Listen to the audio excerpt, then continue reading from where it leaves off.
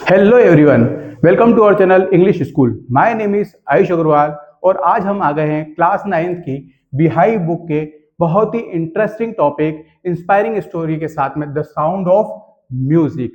इस स्टोरी में आप और हम मिलकर जानेंगे किस प्रकार से एक बहरी लड़की डीफ गर्ल ने साउंड को सुना भी सही और उसके साथ साथ म्यूजिकल इंस्ट्रूमेंट बजाते हुए वर्ल्ड फेमस भी हुई। तो इस प्रकार की एक इंटरेस्टिंग स्टोरी को बहुत ही मजेदार तरीके से पढ़ने के लिए हम आगे बढ़ते हैं। The sound of music part 1।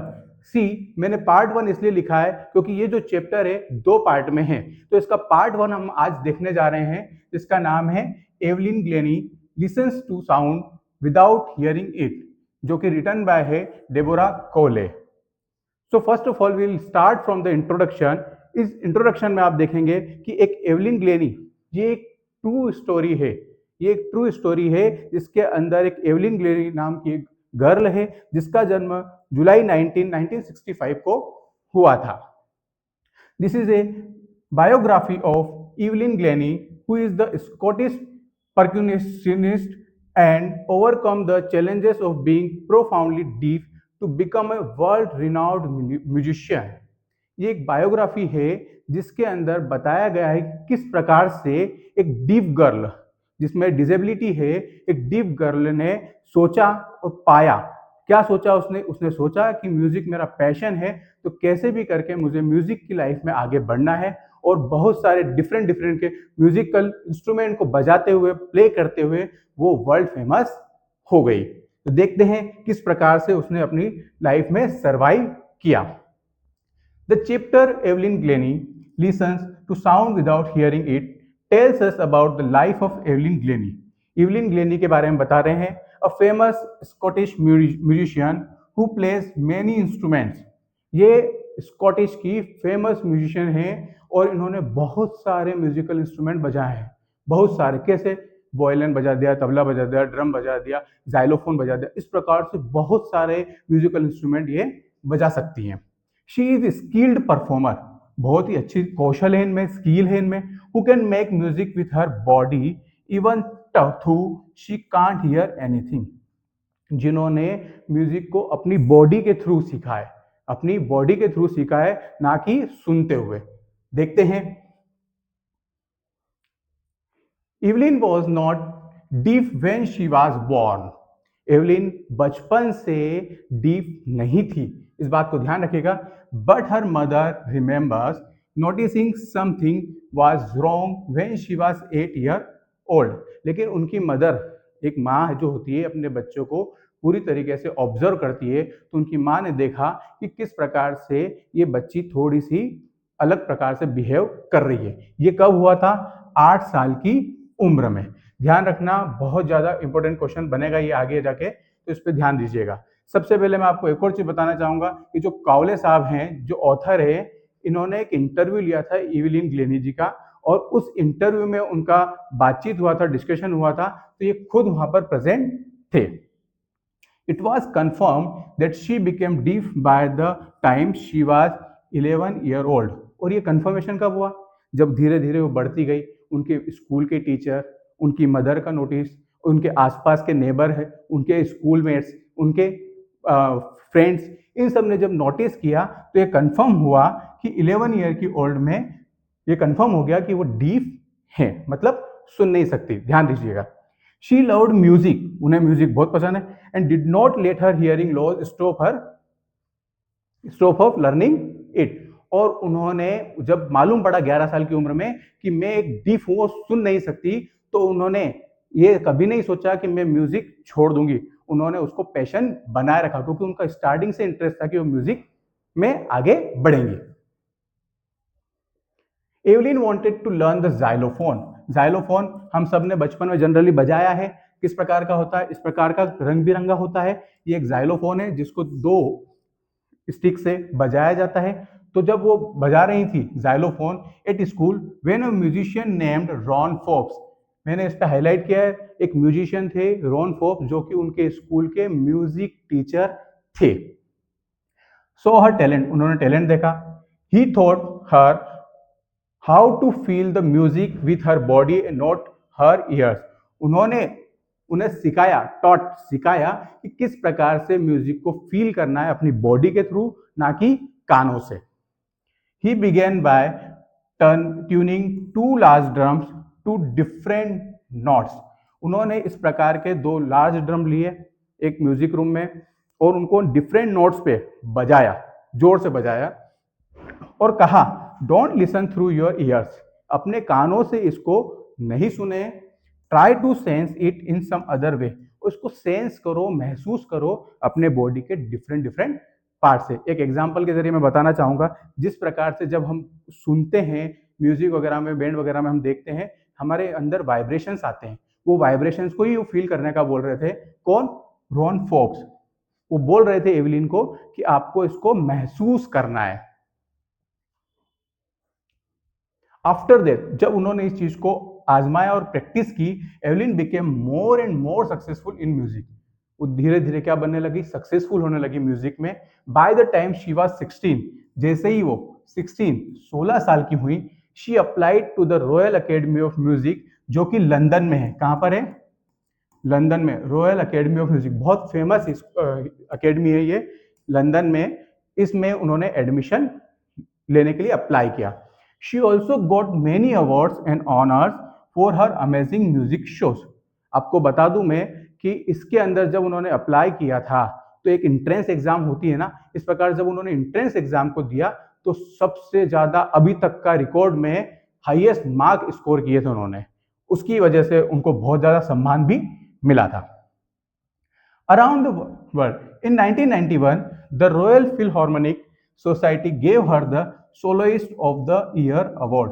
एक वहां की जो रॉयल फिलहार्मोनिक, जब वो स्कूल कॉलेज से बाहर निकल गई, सीख गई म्यूजिकल एकेडमी से, तो जब वो ग्राउंड पे आई, प्लेटफॉर्म पर आई, तो जो रॉयल फिलहार्मोनिक सोसाइटी है उन्होंने उन्हें 1991 में एक सोलोइस्ट ऑफ द ईयर का अवार्ड से नवाजा, मतलब एक उन्हें अवार्ड दिया। बहुत बड़ा अवार्ड है ये, 1991 में मिला था। ध्यान रखना है, इसका एक क्वेश्चन बनेगा। आगे बढ़ते हैं। अब देखिए एन रिस्लिन from the Beethoven fund for deaf children. एक बेथोवन एक सोसाइटी है वहां पर, उसमें जो उसकी अध्यक्ष हैं एन रिस्लिन, जो डीफ चिल्ड्रन के ऊपर काम करती हैं, said Evelyn is a shining inspiration. ये एक बहुत ही शाइनिंग इंस्पिरेशन है किसके लिए, पीपुल विद डिसेबिलिटीज, जो ऐसे लोग जिनको कुछ न कुछ डिसेबिलिटीज हैं उनके लिए एक इंस्पिरेशन का काम कर रही है। क्यों, क्योंकि Evelyn Glennie is an example of how to overcome challenges, क्योंकि वो एग्जाम्पल क्रिएट हो गया उनका कि किस प्रकार से एक बहरी लड़की ने एक इतना फेमस दर्जा पा लिया और वो वर्ल्ड में इतनी ज्यादा फेमस हो गई। See and make people happy with her music. और उन्होंने इसके साथ साथ म्यूजिक के साथ साथ लोगों को बहुत ज्यादा खुश भी किया। तो एक पिक्चर मैंने यहाँ पर दी है, ये एक बंदा है जो अपने ड्राई प्लांट्स को, सी ये ड्राई प्लांट्स के रूप में काम कर रहे हैं, इन पे क्या कर रहा है, पोर कर रहा है, वाटर पोर कर रहा है। सी थिंक करिए, ये एवलिन है जो डिजेबल, जो ड्राई है, जो सूख चुके हैं, अरे यार हम कुछ नहीं कर सकते, उनके ऊपर एक क्या है, इंस्पिरेशन का काम कर रही है और ये धीरे धीरे बढ़ने लगे। तो इस प्रकार का एग्जाम्पल किसने दिया, एनी रिस्लिन ने। तो ये बहुत बढ़िया इंटरेस्टिंग स्टोरी है, इससे हमें सीखना चाहिए कि किस प्रकार से लाइफ में आगे बढ़ा जाता है। तो let's come to the moral. If you have determination, passion and courage, no disability or difficulty can stop you from achieving your dreams. तो वही कि जिस प्रकार से अगर आपने पैशन है, जुनून है, कुछ कर गुजरने का जज्बा है, तो आप उस जज्बे से किसी डिसेबिलिटी को भी अपने ऊपर हावी नहीं होने देंगे और आप कुछ अच्छा और बहुत अच्छा कर गुजरेंगे। Let's come to the glossary. जिस प्रकार से हमने हमारी समरी को फिनिश किया है, अब कुछ इंपॉर्टेंट वर्ड्स होते हैं जिन्हें हमें सीखना चाहिए। तो let's start with the vocab. Slight, slight मतलब होता है स्मॉल और थिन। जो एवलिन ग्लेनी थी वो बहुत ही स्मॉल और थिन थी, इसलिए उसमें वर्ड दिया है slight. Aspiring musician, aspiring musician का मतलब है a person who wants to be a musician, एक ऐसा व्यक्ति जो म्यूजिशियन बनना चाहता है, उसके लिए बहुत ज्यादा एस्पायरिंग है, इसको बोलते हैं aspiring musician. Impaired, weekend, weekend का मतलब क्या हो जाएगा, इम्पेयर्ड का मतलब कि किसी चीज की कमजोरी होना, कमी होना। जाइलोफोन हमने पहले देखा, जाइलोफोन क्या है, एक म्यूजिकल इंस्ट्रूमेंट है with a row of wooden bars, जिसके अंदर छोटी छोटी वुडन बार्स लगी हुई है, जिसको हम एक स्टिक के थ्रू बजाते हैं। Percussionist, a person who plays the drum, the tabla etcetera. इसको किसको बोलते हैं? परक्यूशनिस्ट। इसको बोलते हैं ऐसा व्यक्ति जो बहुत सारे म्यूजिकल इंस्ट्रूमेंट को बजा सकता है। पोटेंशियल, पोटेंशियल मतलब होता है एबिलिटी, किसी काम को कर गुजरने की क्षमता। फ्लॉलेसली, फ्लॉलेसली का मतलब होता है without a fault or mistake. तो जिस प्रकार से जो काउले साहब हैं, जब इवलिन का इंटरव्यू ले रहे थे तो उन्होंने एक लाइन बताई थी कि शी वॉज फ्लॉलेसली, मतलब वो बहुत स्पीड में थी और बिना किसी मिस्टेक के उन्होंने बहुत अच्छी तरह से इंटरव्यू दिया। रिजोनेंसेस, इकोज ऑफ साउंड, साउंड का इको। प्रायोरिटी, प्रायोरिटी मतलब होता है ग्रेट इंपॉर्टेंस, किसी को प्राथमिकता देना। ठीक है, so we have completed our glossary. Now let's come to the key points. जैसा कि हम हर बार करते हैं की पॉइंट्स, जिसकी वजह से हमारी समरी का भी समरी बन के आ जाए। इट मीन्स बहुत ज्यादा इंपॉर्टेंट क्वेश्चंस क्लियर हो जाए। तो फर्स्ट, डीपनेस फर्स्ट नोटिस, इस वर्ड पे ध्यान दीजिए, notice at the age of 8, 8 साल की उम्र में उनकी जो डीपनेस है नोटिस की गई थी। डिफनेस वॉज कंफर्म्ड, कब कंफर्म हुई थी? At the age of 11। Evelyn Glennie aspiring musician थी, वो बहुत ज्यादा इंस्पायर थी, एस्पायर कर रही थी कि मुझे म्यूजिक सीखना ही सीखना है। म्यूजिक टीचर का नाम क्या था? रॉन फॉक्स, जिन्होंने उनकी बहुत ज्यादा हेल्प की थी। Evelyn senses the music through the different parts of her body, किस प्रकार से सेंस किया उन्होंने डिफरेंट पार्ट्स ऑफ बॉडी? कैसे? क्योंकि जिस प्रकार से बेयर फुट, बेयर फुट का मतलब होता है नंगे पैर, मतलब पैरों में कुछ भी नहीं पहना। अगर आप सोचिए एक म्यूजिक रूम के अंदर आप हैं और कुछ वाइब्रेशंस हो रहे हैं और नंगे पैर आप प्लाई के ऊपर खड़े हुए हैं, स्टेज के ऊपर खड़े हैं, थोड़ा थोड़ा वाइब्रेशंस आपके अंदर आने लगेगा। तो इस प्रकार से डिफरेंट डिफरेंट बॉडी के पार्ट्स से सेंस करती थी। इवन एवलिन ने अपने इंटरव्यू में यह भी बताया है, कभी कभी मैं जो अपने हेयर है उसकी वाइब्रेशन से भी फील कर लेती थी किस प्रकार का म्यूजिक चल रहा है। रॉयल म्यूजिक ऑफ अकेडमी, अब उन्होंने रॉयल म्यूजिक ऑफ अकेडमी, जो कि कहाँ है? लंदन में है, उसको कब ज्वाइन किया था? At the age of 16। ध्यान रखिएगा। अवार्ड उन्हें कौन सा मिला था? सोलोइस्ट ऑफ द ईयर का अवार्ड उनको मिला था। तो की पॉइंट्स हमारे फिनिश हो जाते हैं। If you want to take screenshot you may take it, आप लोग स्क्रीनशॉट भी ले सकते हैं। याद रखिएगा, बहुत ज्यादा काम की चीज है। आगे बढ़ते हैं। Come to the important question and answer, बहुत ज्यादा इंपॉर्टेंट क्वेश्चन आंसर है। How old was Evelyn when she went to the royal academy of music? How old, कितनी एज की थी वो जब उन्होंने royal academy of music London को ज्वाइन किया? तो एवलिन वाज 16, वो 16 साल की थी। When she went to the royal academy of music, जब वो रॉयल अकेडमी ऑफ म्यूजिक गई। When was her deafness first noticed? इस बात पे ध्यान दीजिएगा, नोटिस बोला गया है, नोटिस पे क्या आएगा?